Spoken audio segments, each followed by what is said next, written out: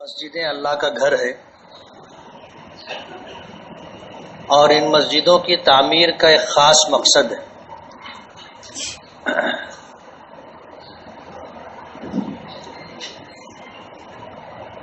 اللہ تعالیٰ نے اسی مقصد کے پیش نظر سب سے پہلے بیت اللہ کی تعمیر فرمائی تھی۔ حدیث پاک میں آتا ہے کہ بیت اللہ کی تعمیر سب سے پہلے امر کن سے ہوئی تھی۔ امر کن کا مطلب یہ ہے کہ قرآن کریم میں اللہ پاک نے ایک بات ذکر فرمائی ہے کہ اذا قضا امرا فانما یقول له کن فیکون، کہ جب اللہ تعالیٰ کسی چیز کا فیصلہ فرما لیتے ہیں تو اللہ تعالیٰ کا کن کہہ دینا، کن عربی زبان کا لفظ ہے جس کے معنی ہے ہو جا۔ اردو میں اس کی تعبیر کرتے ہیں امر کن سے، اس لیے کہ کن کانا یکون کا عربی زبان میں امر کا صیغہ ہے، یعنی اللہ تعالیٰ کا حکم ہے۔ تو اللہ تعالیٰ نے بیت اللہ کی تعمیر اپنے امر کن سے کی تھی، کیا اللہ کا حکم ہوا بیت اللہ تعمیر ہو گیا۔ ظاہر بات ہے اس دنیا کو اللہ نے وجود عطا کیا تو اس دنیا کا ضابطہ اللہ نے یہ رکھا کہ جسے بھی وجود عطا کیا ہے اسے فنا سے دوچار ہونا ہے۔ ایک وقت آیا کہ بیت اللہ کی تعمیر فرشتوں نے کی، اس لیے کہ وہ جو تعمیر تھی وہ سیدھا اور پرانی ہو چکی تھی۔ فرشتوں نے تعمیر کی، پھر حضرت آدم علیہ السلام نے تعمیر کی، پھر حضرت نوح علیہ السلام نے تعمیر کی، پھر حضرت شیش علیہ السلام نے تعمیر کی، پھر حضرت ابراہیم علیہ السلام نے تعمیر کی، درمیان میں اور بھی تعمیرات رہی۔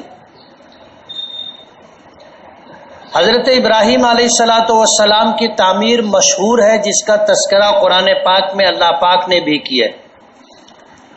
مسجد اقصی کی تعمیر حضرت یعقوب علیہ السلام نے کی تھی، اور پھر کچھ زمانہ گزرنے کے بعد حضرت سلیمان علیہ السلام نے مسجد اقصی کی تعمیر کی، اور اس تعمیر کو جناتوں کے ذریعے تعمیر کروایا تھا۔ دنیا بھر میں مسجدیں قائم ہوتی ہیں، ان مسجدوں کے قیام کا ایک خاص مقصد ہے۔ آج مسجد کے عنوان کو لے کر کے موجودہ عدلیہ کا یہ فیصلہ، کورٹ کا یہ فیصلہ آیا کہ نماز کے لیے مسجد ضروری نہیں ہے، مسلمان کہیں بھی چاہیں نماز پڑھ سکتے ہیں۔ لیکن ایک بنیادی چیز کو ان لوگوں نے نظر انداز کیا، اور ظاہر بات ہے وہ بنیادی چیز وہ سمجھ بھی نہیں سکتے تھے، اس لیے کہ اللہ نے ان لوگوں کو ایمان عطا نہیں کیا ہے۔ ایمان سے محرومی کی وجہ سے مسجد کے فلسفے کو، مسجد کے وجود کو سمجھنا جس نقطہ نظر سے ضروری ہے وہ ان کے پاس نہیں ہے۔ ان کے پیش نظر تو یہ رہی بات کہ مسلمانوں کے علاوہ جتنی جماعتیں ہیں کسی مذہب کو ماننے والی، ان کے لیے عبادت کے لیے ان کی عبادت گاہ کا ہونا ضروری ہے۔ عیسائی چرچ کے علاوہ کہیں اور عبادت نہیں کر سکتے، یہودی اپنے معبد اور کنیسہ کے علاوہ کہیں اور عبادت نہیں کر سکتے، مشرکین اور کافرین کے لیے بھی ان کے اپنے منادر ہیں، وہاں جا کر کے وہ عبادت کرتے ہیں، جہاں چاہیں وہاں عبادت کر لے۔ ماضی میں اور ادیان میں یہ بات نہیں رہی۔ سرکار دو عالم صلی اللہ علیہ وسلم کو اللہ پاک نے جو 5 خصوصیات عطا کی تھی، ان 5 خصوصیات میں سے ایک یہ بھی ہے کہ جعلت لی الارض طہورا و مسجدا، کہ اللہ تعالیٰ نے پوری دنیا کی زمین کو میرے لیے اور میری امت کے لیے پاکی کا ذریعہ بنا دیا اور نماز پڑھنے کی جگہ بنا دیا۔ ہمیں پانی نہ ملے ہم مٹی سے تیمم کر لیتے ہیں، ہمیں پاکی مل جاتی۔ یہ اس امت کی خصوصیت ہے۔ پچھلی امتوں کے لیے پاکی کے لیے پانی کا ہونا، استعمال کرنا ضروری تھا، لیکن قیامت تک آنے والی امت کے لیے اللہ پاک نے یہ سہولت عطا کی کہ انہیں پاکی کے لیے پانی نہ ملے تو مٹی کافی ہے۔ غسل کی ضرورت ہے، پانی نہیں ہے، تیمم کر لے۔ وضو کی ضرورت ہے، پانی نہیں ہے، تیمم کر لے، آپ کو جو ہے پاکی مل جائے گی۔ اسی طرح آپ کی امت کو اللہ پاک کی طرف سے یہ اعزاز عطا کیا کہ جہاں کہیں نماز کا وقت ہو وہ نماز پڑھ لے، نماز ہو جائے گی۔ پھر وہ اپنا گھر ہو، سفر میں ہو تو آدمی جہاں ہو وہاں نماز پڑھ لے، نماز ہو جائے گی۔ جعلت لی الارض طہورا ومسجدا، یہ سرکار دو عالم صلی اللہ علیہ وسلم کی 5 خصوصیات میں سے یہ 2 خصوصیتیں ہیں کہ مسجد کو، زمین کو پاکی کا بھی ذریعہ بنایا اور زمین کو سجدہ گاہ بھی بنایا۔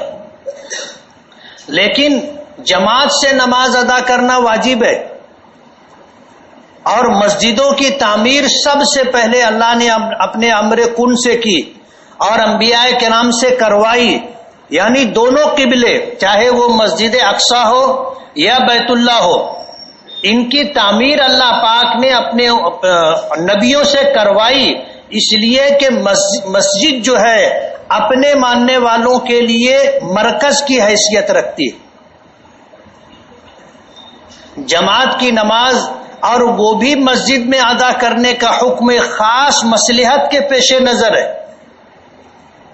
نبی کریم صلی اللہ علیہ وسلم نے فرمایا کہ لا صلاۃ لجار المسجد الا فی المسجد، کہ مسجد کے پڑوس میں رہنے والے کی نماز مسجد کے بغیر نہیں ہوتی ہے۔ کیا وجہ تھی کہ نبی کریم صلی اللہ علیہ وسلم نے یہ حکم عطا فرمایا کہ نماز پڑھنا ہو تو مسجد میں جا کر کے نماز پڑھیں؟ مسجد نہ ہو ایک الگ بات ہے، لیکن جب محلے میں مسجد موجود ہے اور ہم اللہ کے گھر کے پڑوسی ہیں، ہمارا گھر اللہ کے گھر کے قریب ہے، تو حضور نے فرمایا مسجد کے پڑوس میں رہنے والے کی نماز مسجد کے بغیر نہیں ہوتی۔ اگرچہ فقہا نے، محدثین نے اس حدیث کی تشریح فرماتے ہوئے یہ بات کہی ہے کہ یہ لا صلاۃ میں لا جو نفی کا لفظ ہے کہ نماز نہیں ہوتی، یہ نفی کمال کے لیے، اور کمال کا مطلب یہ ہے کہ آپ اگر مسجد چھوڑ کر کے گھر میں نماز پڑھ لیں گے، نماز ہو جائے گی لیکن کامل نماز نہیں ہوگی۔ وجہ اس کی یہ ہے کہ دیگر احادیث کو پیش نظر رکھ کر کے جب دیکھا گیا تو یہ بات سمجھ میں آئی کہ مسجد سے ہٹ کر کے بھی نمازیں پڑھی ہیں نبی کریم صلی اللہ علیہ وسلم نے، تو نماز تو ہو جائے گی، لیکن جان بوجھ کر کے مسجد کو چھوڑ دینا، نظر انداز کر دینا، اور مسجد جانے کی طاقت حیثیت ہونے کے باوجود آدمی نہ جائے اور گھر پر ہی نماز پڑھنے لگے، تو حضور نے فرمایا کہ اس کی نماز کامل نماز نہیں ہے۔ مسجد کو ایک خاص مرکز کی حیثیت دی گئی اور اجتماعیت کا مقام بنایا گیا۔ آپ اگر دیکھو گے کہ مسجدیں اصلاح معاشرہ کی بھی بنیاد ہے۔ جو لوگ مسجد کو مرکز سمجھتے ہیں، جو لوگ مسجد کو اجتماعیت کی جگہ سمجھتے ہیں، جو لوگ مسجد سے تعلق رکھتے ہیں، جڑ جاتے ہیں، ان کی زندگیوں میں دینی انقلاب آتا ہے۔ جو لوگ مسجد سے نہیں جڑتے، یعنی 5 وقتہ نماز نہیں پڑھتے، تو ان تینوں چیزوں سے محروم ہوتے ہیں۔ ایک تو مرکزیت فراموش کر دیتے ہیں، اجتماعیت کے نفع سے محروم ہو جاتے ہیں، اور اپنی زندگی میں جو دینی وجود ہے اس کی فراوانی یا افزائش کیسے ہوگی مسجد سے تعلق نہ ہونے کی وجہ سے آدمی اس سے بھی محروم ہو جاتا ہے۔ آپ دیکھ لو جن نوجوانوں کا مسجد سے تعلق ہے، نمازوں کا اہتمام کرتے ہیں، آپ دیکھو گے ان کی زندگی میں دینداری ہے۔ تو مسجدیں ہمارے لیے مرکز کی حیثیت رکھتی. مسجدیں اس لیے بنائی جاتی ہیں کہ آدمی اللہ کی عبادت کرے، اللہ کی عبادت کرے. ایک خاص مقام اس کو دیا گیا. جیسے حدیث پاک میں آتا ہے کہ نبی کریم صلی اللہ علیہ وسلم کی قبر مبارک اور آپ کی مسجد میں آپ کے منبر کے درمیان کی جو جگہ ہے یہ روضۃ من ریاض الجنہ ہے کہ جنت کے باغوں میں سے ایک باغ. کل قیامت کے دن زمین کا وہ ٹکڑا اٹھا کر کے جنت میں منتقل کر دیا جائے گا. اسی لیے علماء نے لکھا ہے کہ جب کوئی شخص اس مقام پر پہنچے اور اللہ اپنے فضل سے اسے ریاض الجنہ میں پہنچا دے تو وہاں جا کر کے یہ دعا کرنی چاہیے کہ اللہ جس طرح آپ نے اپنے فضل و کرم سے زندگی میں جنت میں داخلہ عطا فرمایا، مرنے کے بعد اس سے محروم نہ فرمانا. یہ وہ جگہ ہے جس کے متعلق صحیح روایتوں میں آتا ہے کہ یہ جنت کے باغوں میں سے ایک باغ ہے. علماء نے لکھا ہے کہ اس جگہ کو جنت میں منتقل کر دیا جائے گا. بعض روایتوں میں آتا ہے کہ دنیا بھر میں جتنی مسجدیں ہیں جب قیامت آئے گی تو اللہ تعالیٰ زمین کے ان ٹکڑوں کو اٹھا کر کے جنت میں منتقل کر دے گا. اس کا ایک خاص مقام ہے. ایک مرتبہ جب مسجد تعمیر ہو گئی اور باجماعت نماز ادا کر لی گئی تو یہ مسجد شرعی ہو گئی. قیامت تک اس کی حیثیت مسجد ہی کی رہے گی، بدلے گی نہیں. اسے نہ کوئی بیچ سکتا ہے نہ اسے کوئی خرید سکتا ہے. اس کی حیثیت مسجد ہی کی رہے گی. اگر ظلم کر کے مسجد کو شہید کر دیا گیا، ظلم کر کے وہاں نماز پڑھنے سے روک دیا گیا تو بھی وہ جگہ مسجد ہی رہے گی.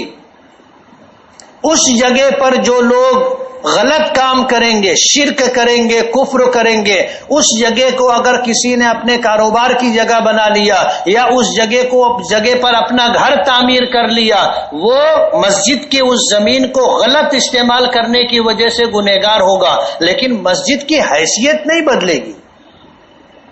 وہ جگہ مسجد ہے تو قیامت تک مسجد رہے گی. یہ الگ بات ہے کہ وہاں پر مسجد کی جو تعمیر تھی اسے ختم کر دیا گیا اور عام مسلمانوں کو وہاں نماز پڑھنے سے روک دیا گیا.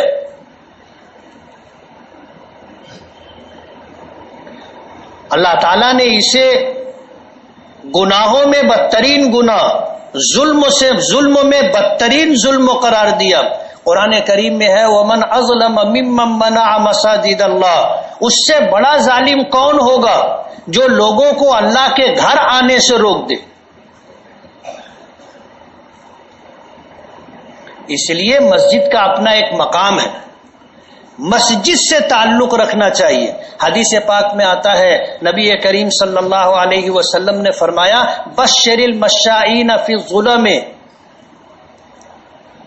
بشر المشائین فی الظلم بالنور التام یوم القیامہ. ان لوگوں کو خوشخبری سنا دیجئے جو رات کے اندھیرے میں اٹھتے ہیں اور اللہ کے گھر کی طرف چلتے ہیں اور جا کر کے رات کے آخر حصے میں نمازیں پڑھتے ہیں جسے ہم تہجد کہتے ہیں. اللہ پاک نے فرمایا ان کو کل قیامت کے دن مکمل نور کی بشارت سنا دیجیے. حدیث پاک میں آتا ہے کہ جب آدمی پل صراط سے گزرے گا تو بالکل گھپ اندھیرا ہوگا، کچھ نظر نہیں آئے گا. لیکن جو لوگ تہجد گزار ہوں گے، نمازوں کے لیے رات کو اپنے گھروں سے نکلتے ہوں گے، مسجدوں کا رخ کرتے ہوں گے، قیامت کے دن ان کے آگے نور ہوگا، روشنی ہوگی اور اندھیرے سے ان کو کوئی تکلیف نہیں ہوگی. تو مسجدوں کو ایک خاص مقام حاصل ہے، انہیں اللہ سے نسبت ہے کہ یہ اللہ کا گھر کہلاتی. اب ظاہر بات ہے اللہ کے گھر ہونے کا مطلب یہ نہیں ہے کہ اللہ پاک یہاں رہتے ہیں. جیسے ہمارا گھر ہوتا ہے تو ہم اپنے گھر میں رہتے ہیں، اللہ تعالیٰ جسم اور جسمانیت سے پاک ہے. علماء نے لکھا ہے کہ زمین کے اس ٹکڑے کو اللہ پاک سے نسبت ہے، اس لیے کہا جاتا ہے کہ یہ اللہ کا گھر ہے. نسبت کی وجہ سے. اور اللہ کی نسبت معمولی نسبت نہیں ہے. اللہ کی نسبت معمولی نسبت نہیں ہے، بہت بڑی نسبت ہے. اگر نبی کریم صلی اللہ علیہ وسلم کی اولاد آل رسول کہلاتی ہے تو صرف نسبت کی وجہ سے. بزرگوں کی اولادوں کو اسی نسبت کی وجہ سے لوگ بڑا درجہ دیتے ہیں. نسبت کا بڑا مقام ہوتا ہے. جن لوگوں کو اللہ تعالیٰ سے نسبت ہوتی ہے وہ اہل اللہ کہلاتے ہیں، اللہ والے کہلاتے ہیں. اور یہ کوئی بہت مشکل چیز نہیں ہے اس کو حاصل کرنا.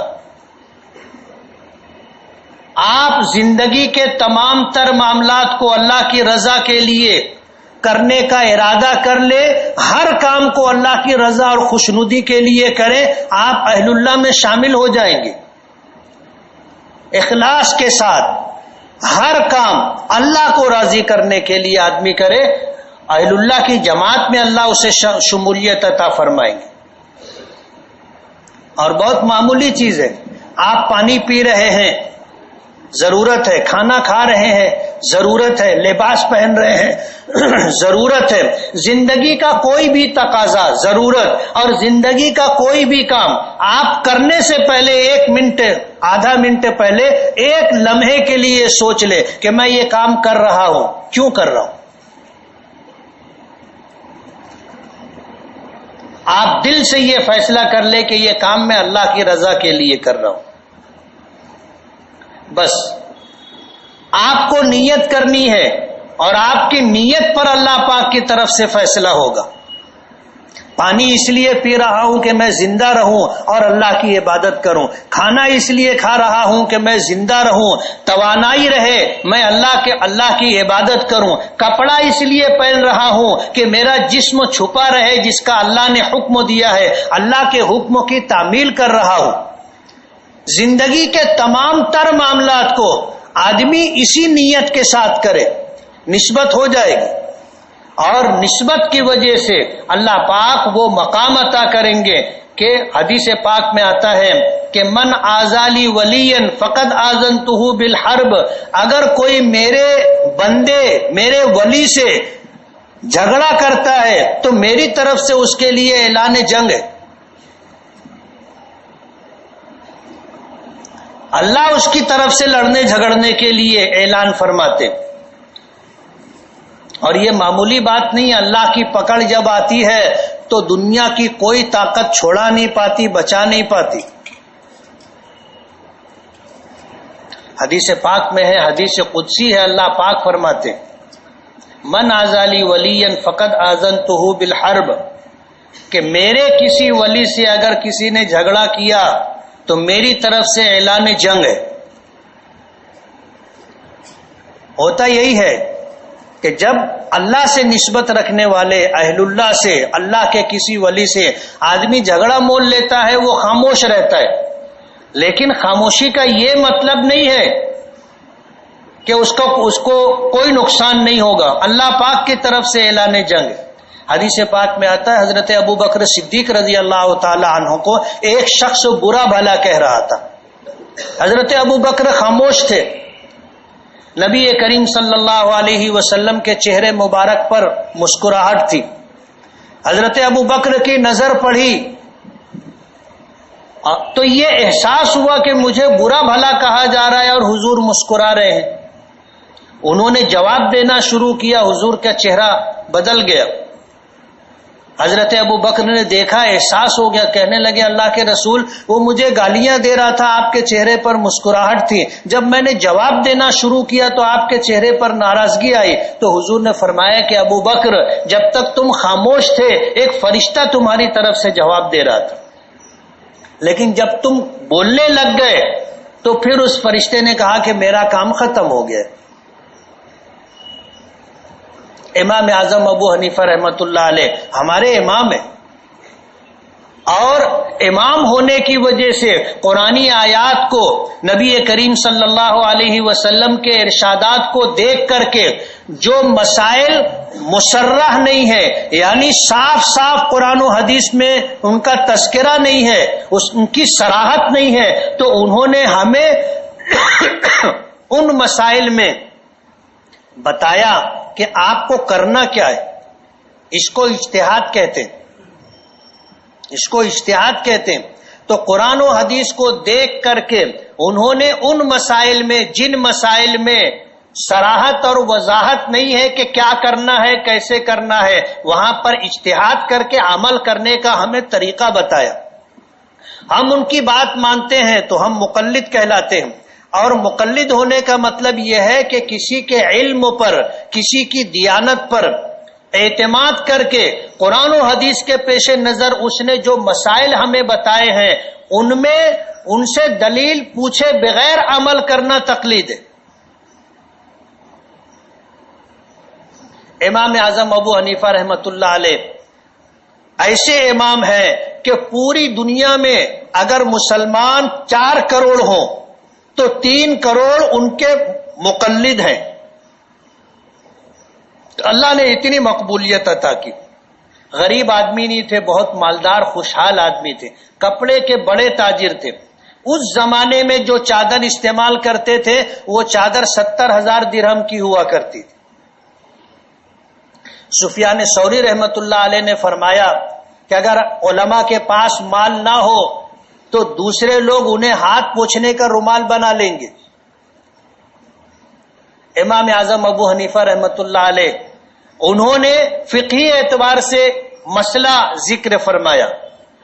ائمہ میں یہ مسئلہ مختلف فی ہے کہ اگر کوئی عورت، کوئی لڑکی اپنے سرپرستوں کی اجازت کے بغیر نکاح کر لے تو اس کا نکاح ہوگا یا نہیں. یہ وہ مسئلہ ہے جو ائمہ کے درمیان مختلف فی ہے. امام اعظم ابو حنیفہ رحمت اللہ علیہ نے فرمایا کہ اگر وہ سیبہ ہے یعنی ایک مرتبہ اس کا نکاح ہو چکا، بالغہ ہے، بالغ ہے اور ایک مرتبہ اس کا نکاح ہو چکا، اب وہ دوبارہ اپنا نکاح کرنا چاہے تو ولی کی اجازت ضروری نہیں.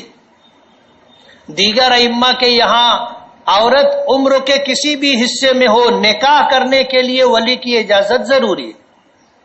اب بعض لوگ ہوتے ہیں انہی جیسے عنوانوں کو لے کر کے ائمہ کو تنگ کرتے ہیں. ایک شخص ان کی مجلس میں آیا اور آ کر کے وہ کہنے لگا کہ میں آپ کی والدہ سے نکاح کرنا چاہتا ہوں، آپ کا کیا کہنا ہے؟ اب ظاہر بات ہے کوئی معمولی آدمی نہیں تھے. پوری مجلس میں، بھری مجلس میں، شاگردوں کی مجلس میں ایک شخص نے آ کر کے اسی مسئلے کی بنیاد پر ان سے تنزیہ طور پر یہ بات کی. امام اعظم ابو حنیفہ رحمۃ اللہ علیہ نے فرمایا کہ میری والدہ جو ہیں وہ عاقلہ اور بالغہ ہیں، وہ اپنے نکاح کے لیے مختار ہیں، وہ چاہے تو نکاح کر سکتی ہیں، نہ چاہیں تو کوئی ان کا نکاح نہیں کروا سکتا. میں پوچھ لیتا ہوں. لیکن ظاہر بات ہے اس شخص کو نکاح نہیں کرنا تھا بلکہ امام اعظم ابو حنیفہ رحمت اللہ علیہ کو رسوا کرنا تھا بھری مجلس میں. امام صاحب رحمت اللہ علیہ اپنی جگہ سے اٹھے اور مسجد سے متصل ان کا مکان تھا، دروازے تک پہنچے، جا کر کے رک گئے اور پلٹ کر کے دیکھا تو وہ شخص گرا اور تڑپ کر کے مر گیا. واپس آ کر اپنی جگہ پر بیٹھ گئے اور کہنے لگے کہ اسے ابو حنیفہ کے صبر نے مار ڈالا. اور پھر یہ فرمایا کاش تم لوگوں میں سے کوئی اسے روکتا، ٹوکتا، کچھ کہہ دیتا تو اس پر یہ حالت نہیں آتی. اللہ کے ولیوں کو تکلیف دینا اللہ پاک کی طرف سے اعلان جنگ ہے. بعض لوگ ایسا سمجھتے ہیں کہ میں نے اتنے بڑے آدمی پر اعتراض کیا. حدیث پاک میں آتا ہے حضرت سعد ابن ابی وقاص رضی اللہ تعالیٰ عنہ، حضرت عمر فاروق رضی اللہ تعالیٰ عنہ نے انہیں کوفہ کا گورنر بنایا تھا. کوفہ کا گورنر بنایا تھا. ان کے بارے میں کچھ لوگوں نے شکایت کی. ایک شکایت یہ کی کہ ان کو نماز پڑھانے کا ڈھنگ نہیں. دوسری شکایت یہ کی کہ وہ ہفتے میں ایک دن لوگوں سے ملتے نہیں. اور تیسری شکایت یہ کی کہ وہ دن میں تو لوگوں سے ملاقات کرتے ہیں، رات میں کسی سے ملاقات نہیں کرتے. حضرت عمر فاروق رضی اللہ تعالی عنہ نے حکم نامہ جاری کیا کہ مدینہ آؤ. حضرت سعد بن ابی وقاص آئے، اور جب آئے تو حضرت عمر فاروق رضی اللہ تعالی عنہ نے پوچھا کہ تمہارے متعلق یہ شکایت ہے کہ تمہیں نماز پڑھانی نہیں آتی. تو انہوں نے کہا کہ امیر المومنین میں نماز پڑھتا ہوں، آپ دیکھ لو، اس میں جو چیز قابل اصلاح ہوگی آپ میری اصلاح کر دیں، میں اسے قبول کر لوں گا. انہوں نے 2 رکعت نماز پڑھی. جب نماز مکمل کر کے حضرت عمر فاروق رضی اللہ تعالی عنہ کی طرف دیکھا تو حضرت عمر فاروق رو رہے تھے.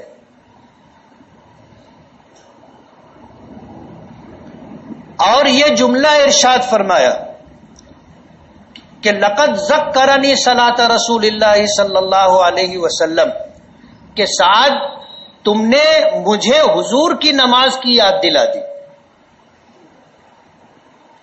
دوسری شکایت جو تھی، پوچھا تم دن میں لوگوں سے ملتے ہو، رات میں لوگوں سے ملاقات نہیں کرتے. تو انہوں نے کہا کہ امیر المومنین میں نے دن مخلوق کے لیے رکھا ہے، دن میں اللہ کی مخلوق کی خدمت کرتا ہوں اور رات کو اللہ کی عبادت کرتا ہوں، اس لیے دن میں لوگوں کا کام کرتا ہوں اور رات میں اللہ کی عبادت کرتا ہوں. تیسرا جو اعتراض تھا کہ تم ہفتے میں ایک دن کسی سے ملاقات نہیں کرتے، تو تھوڑی دیر وہ خاموش رہے اور پھر جواب یہ دیا کہ امیر المومنین میرے پاس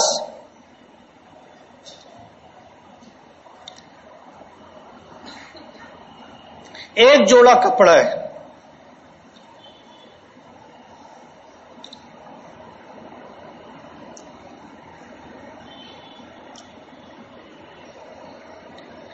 ایک دن اپنے گھر کا دروازہ اندر سے بند کر کے کپڑا اتار کے دھوتا ہوں اور پھر اس کو میں پہنتا ہوں، اس لیے میں کسی سے ملاقات نہیں کر سکتا. حضرت عمر نے جواب سنا اور جواب سننے کے بعد اس پر اعتماد اور بھروسہ نہیں کیا. حضرت سعد کے ساتھ کچھ لوگوں کو بھیجا کہ تم کوفہ جاؤ اور جہاں یہ گورنر رہے ہیں ہر مسجد میں جا کر کے یہ اعلان کرنا کہ یہ تمہارے گورنر سعد بن ابی وقاص ہے، ان کے متعلق کسی کو شکایت ہو تو بتائے. لے کر کے گئے، تمام مسجدوں میں گھومے، کہیں کسی نے کوئی شکایت نہیں کی. ایک مسجد تھی، اس مسجد میں جب جا کر کے اعلان کیا کہ یہ تمہارے گورنر ہے اور ان کے متعلق کوئی شکایت ہو تو کہو. ایک شخص کھڑا ہوا اور کھڑے ہو کر کے اس نے یہ کہا، یہی 3 شکایتیں جو حضرت عمر تک پہنچی تھی، اس نے وہ 3 شکایتیں دہرائی. جب یہ 3 شکایتیں اس نے دہرائی تو حضرت سعد بن ابی وقاص نے، بخاری شریف میں آتا ہے کہ اس وقت انہوں نے بد دعا دی تھی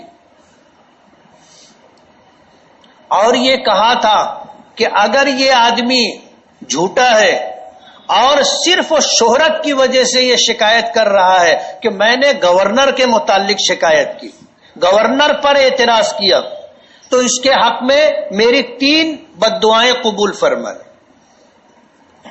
2 شرط کے ساتھ، ایک تو یہ اپنی شکایت میں جھوٹا ہے اور دوسرا اس لیے تاکہ اس کو شہرت ملے کہ یہ آدمی ایسا ہے کسی کو چھوڑتا نہیں ہے. اس کے حق میں میری 3 بد دعا قبول کر لے. بد دعا دی، اللہم عاطل عمرہ، اے اللہ اس کو لمبی عمر عطا کر.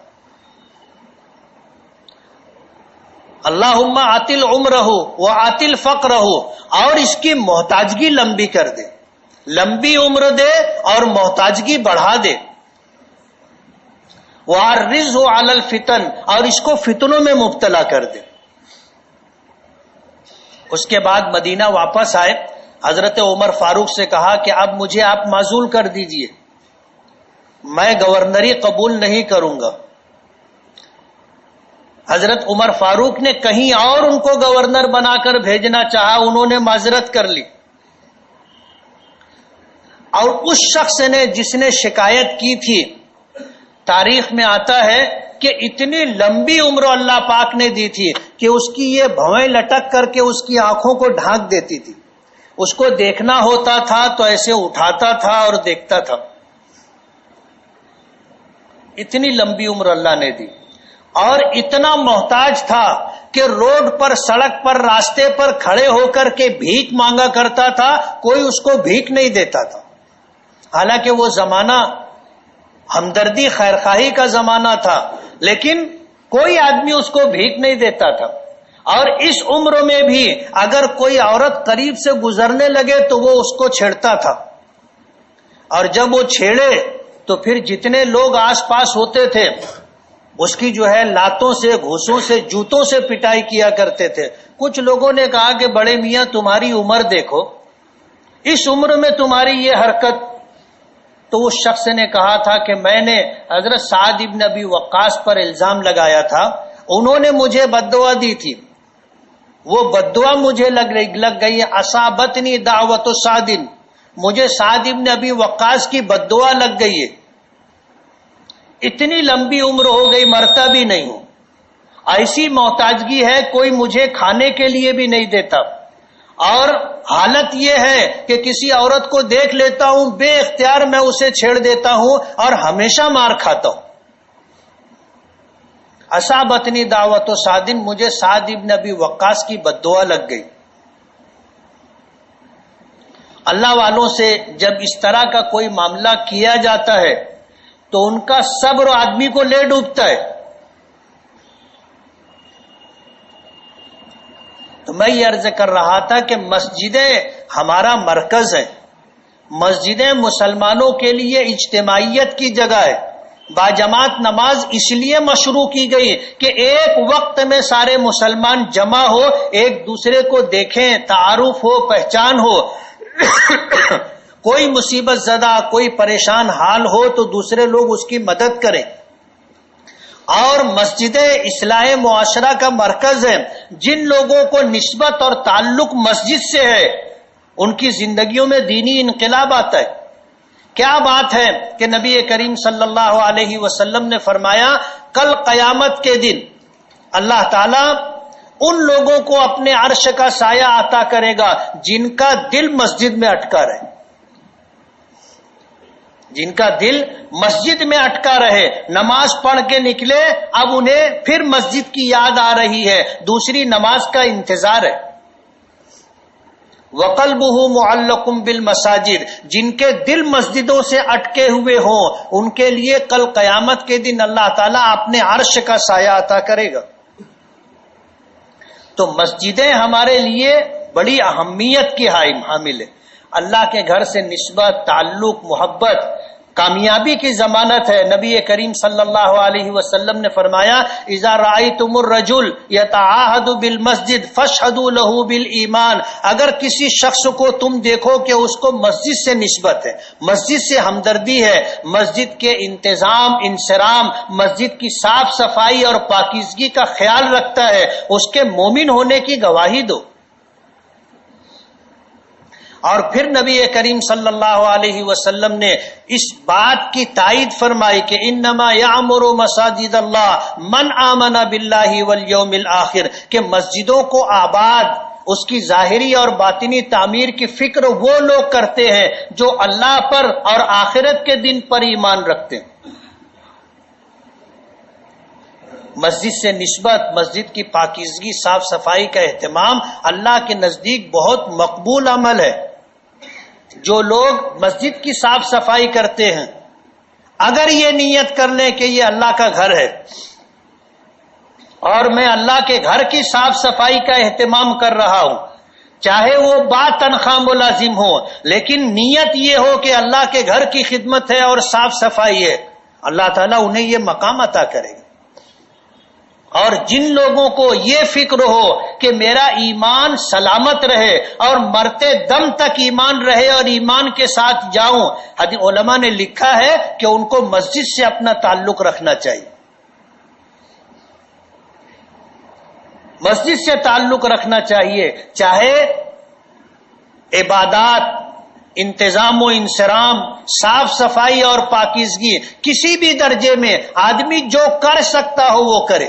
اب ظاہر بات ہے ہر آدمی مسجد میں نماز نہیں پڑھا سکتا، ہر آدمی مسجد کے انتظام اور انصرام کی ذمہ داری نہیں لے سکتا، اس کے لیے کچھ مخصوص لوگ ہوتے ہیں، لیکن مسجد کی صاف صفائی تو سب کر سکتے، مسجد کے مال کی حفاظت سب کر سکتے۔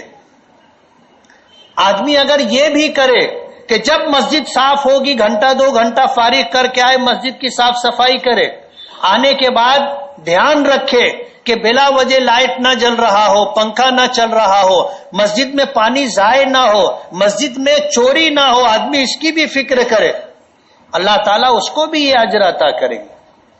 تو مسجدیں اللہ تعالیٰ نے، یہ اللہ تعالیٰ کے گھر ہیں، ان سے نسبت دنیا اور آخرت میں کامیابی اور کامرانی کی ضمانت ہے۔ اللہ تعالیٰ ہمیں عمل کی توفیق عطا فرمائے۔ وآخر دعوانا ان الحمدللہ رب العالمین۔ جن ساتھیوں نے سنت نہ پڑھی ہو وہ سنت پڑھ لیں۔ مسجدیں اللہ کا گھر ہے،